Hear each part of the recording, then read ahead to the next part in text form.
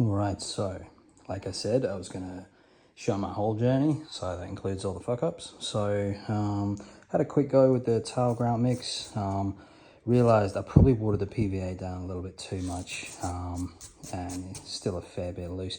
But also, I'm not really happy with the colour of it, like now that it's dried, all that sort of stuff. But a couple of things went wrong with this. Like I said, the PVA probably too watery.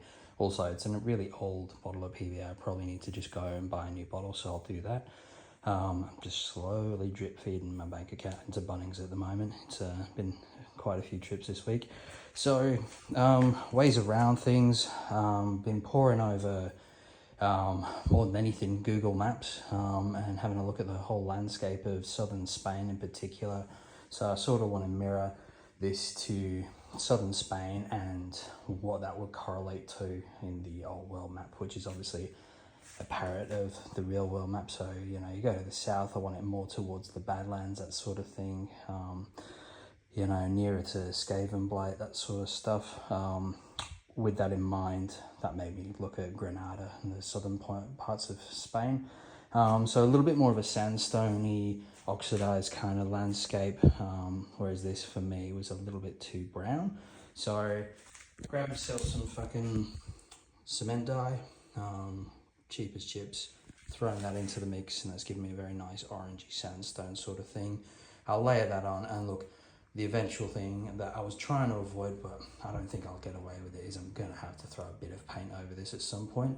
Tried a couple of things to lighten this, you know, just some of my Vallejo pigments, which I've had kicking around for ages, which I don't really use anymore, to be honest. Mostly because I've got onto the AK interactive liquid pigment stuff, which saves you like 4 or 5 steps, looks a lot better than this stuff does, and doesn't flake off over time. So, but that tiny little pot did absolutely nothing to this, so I had to pull out the big guns and crack on with that. But I'm happy with this consistency. I'll see what it looks like once I've got it down. The next issue I had, you know, got my ISO in a nice juicy spray bottle, happy days. But the activator, I don't know what happened, but these bloody things, I don't know if it's just because you've been sitting there for a while, or if they're just cheapos, but the little spray pump things either jammed or were broken, just cooked completely.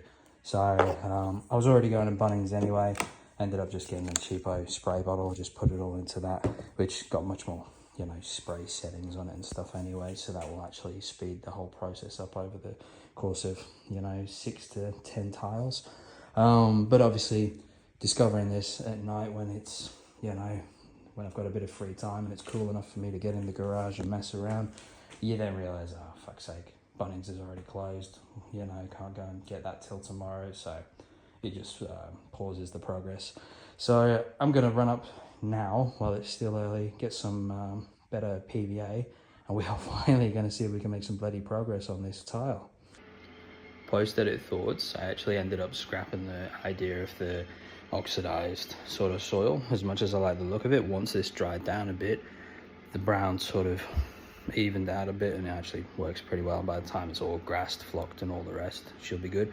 The other point being is that orangey stuff looks good, and I'll keep it because I'll probably use that for a Horus Heresy table at some point, make myself a little Mars themed thing. But it's very specific, whereas the brown being neutral, bases that I've done that are a darker color or a lighter color, or obviously this brown, will sort of tie in quite well with it once you've added a few different like colored stone features and stuff like that. So we persevered. Alrighty, so following up, I'll show you now. So finished with the first bit of ground cover for the first tile, still drying. That's the activator stuff from Geek Gaming. It's just doing its thing. Hopefully that'll dry in the next, I don't know, couple of hours, and I'll pop in this evening and see how it's looking. But yeah, other than that, not too much progress. Did a bit of a cleanup in the garage because it was giving me the shits. What I did do though is I'll grab this. So this is a rough plan of how things are going to look. Excuse my shitty sort of sketching here, but yeah, as you can see, 8 tiles in total, all 2x2.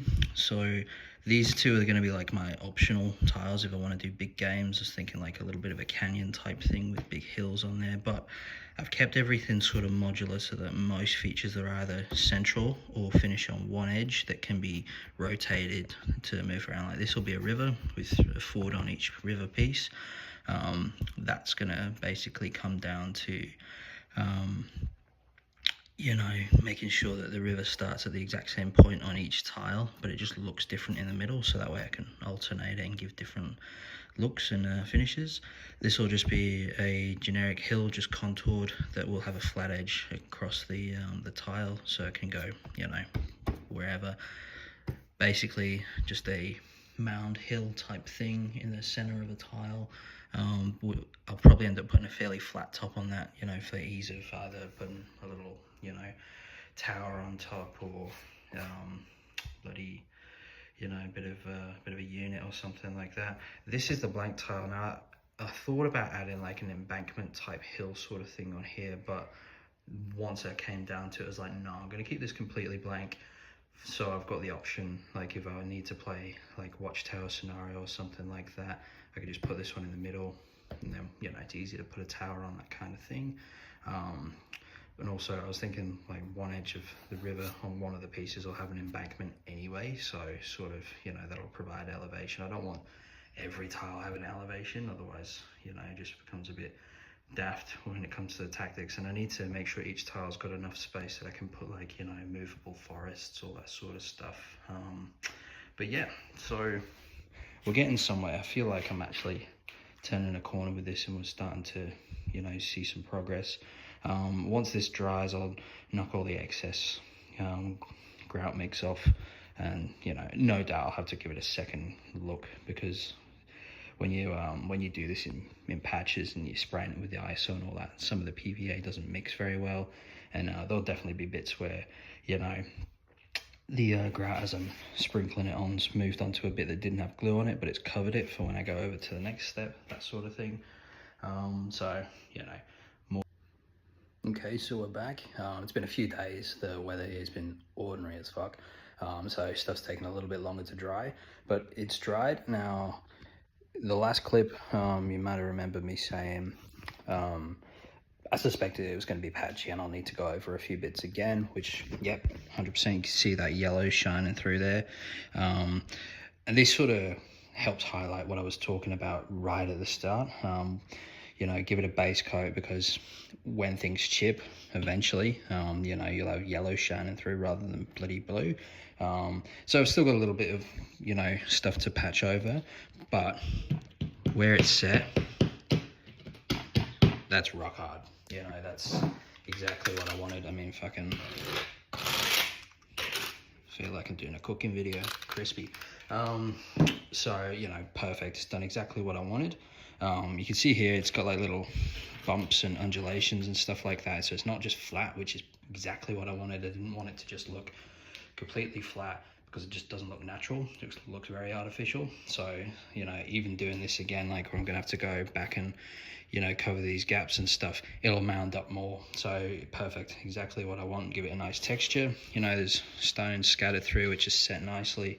These big rocks now, they've covered fairly well, and they're stuck on pretty solid now, but they've, you know, some of the grout and mixes got on them, so they've got no color to them. I will probably throw a bit of paint on those. I think that's going to be the best way to do it, because I still want them to stand out, especially once I've got my flock and grasses down. You know, right now they just look part of the landscape, but once there's a lot of grass and stuff, these will look a bit ordinary without some color. Plus, it is a fantasy table. Like, I do want it to be not super grim and gritty. It's got to have a little bit of, you know, a whimsical element to it, for lack of a better word. But yeah, no, it's looking good. My static grass applicator should be here, I'm hoping, this week. It's coming from overseas, so it's just apparently clearing customs at the moment. Some guy's probably looking at it and thinking, what the fuck is all these weird fucking little baggies of green fiber? But, you know, we'll see. So yeah, gotta get into it now, just finish patching these little gaps, let that set. Hopefully tomorrow night it'll be all done, and then as soon as the static grass applicator rocks up. We'll finish this tile, just get the grass down, and then we're going to start onto the next tile. I'm thinking I'll do some hills next.